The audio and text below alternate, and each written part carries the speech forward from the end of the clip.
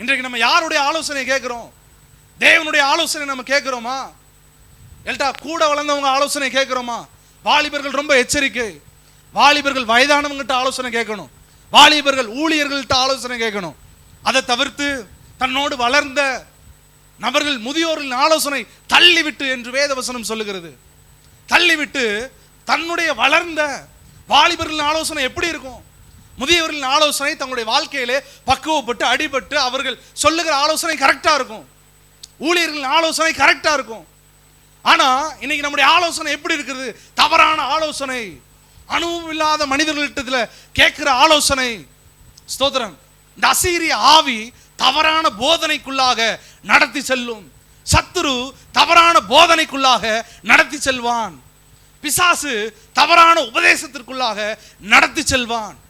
இதற்கு எல்லாவற்றுக்கும் நாம் விலக்கி நம்மை பாதுகாத்துக் கொள்ள வேண்டும். அல்லேலூயா.